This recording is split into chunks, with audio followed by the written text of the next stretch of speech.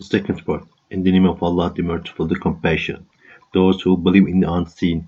If you want to understand what great happiness and bounty, what great pleasure and ease are to be found in belief in Allah, listen to this story which is in the form of comparison. One time, two men went on a journey for both pleasure and business. One set off in a selfish and auspicious direction, and the other in a godly and propitious way.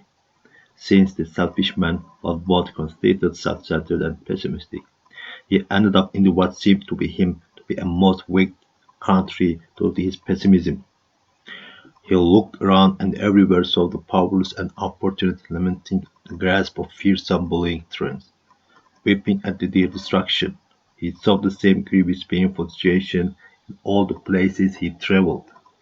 The whole country took on the form of house of mourning. Apart from becoming drunk, he could find no way of noticing his grievous and somber situation, for everyone seemed to him to be an enemy on foot, and all around he saw horrible corpses and despairing, weeping orphans. His conscience was in a state of torment. The other man was godly, devout, fair-minded, and with fine morals, so the country he came to was most excellent in his view. This good man saw universal rejoicing in the land he had entered. Everywhere was a joyful festival, a place for the remembrance of Allah, overflowing with rapture and happiness. Everyone seemed to be him a friend and relation. Throughout the country he saw the festive celebrations for generous discharge from duties accompanied by cries of good wishes and thanks. He also heard the sound of a drum and the band for the enlistment of soldiers with happy calls of "Allah is most great, and there is no God but Allah," rather than being grieved at the suffering. Both himself and the people liked the first miserable man. This fortunate man was pleased and happy at both his own joy and that of all the inhabitants. Furthermore, he was able to do some profitable trade. He offered thanks to Allah. After some while he returned and came across the other man.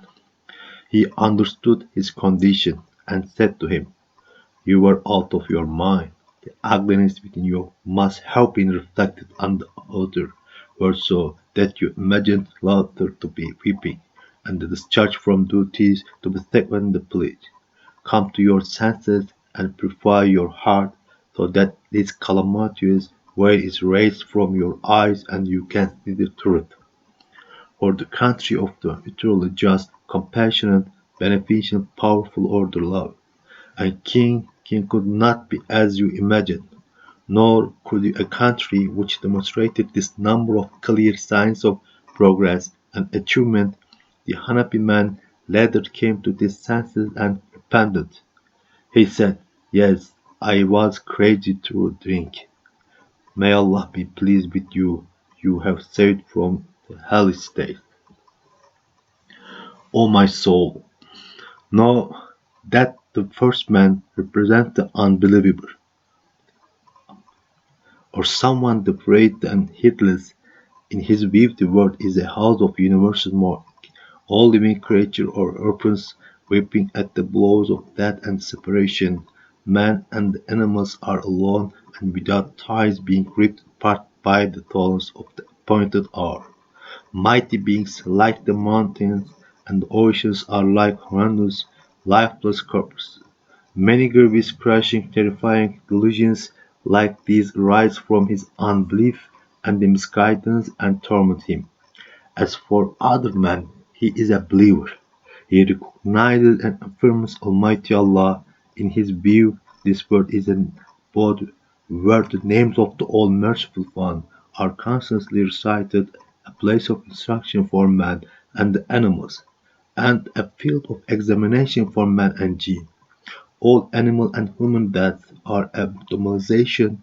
Those who have completed their duties of life depart from this transit world for another, happy and trouble-free, where so that place may be made for new officials to come and work. The birth of animals and humans marks their enlistment into the army.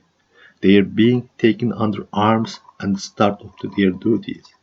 Each living being is a joyful regular soldier, an honest, contented official, and all voices are either glorification of Allah and recitation of His names and the outset of their duties, and the thanks of rejoicing at their ceasing work, or the songs arising from their joy at working.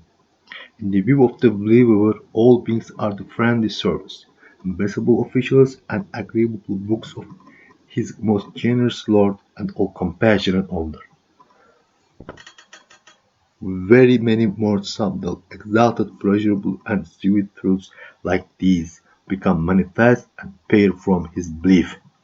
That is to say, belief in Allah bears the seed of what is in fact of tuba tree of paradise, while unbelief conceals the seed of a zaqqum tree of hell. That means that salvation and security are only to be found in Islam and belief, in which case we should continue to say praise to Allah for the religion of Islam and perfect belief.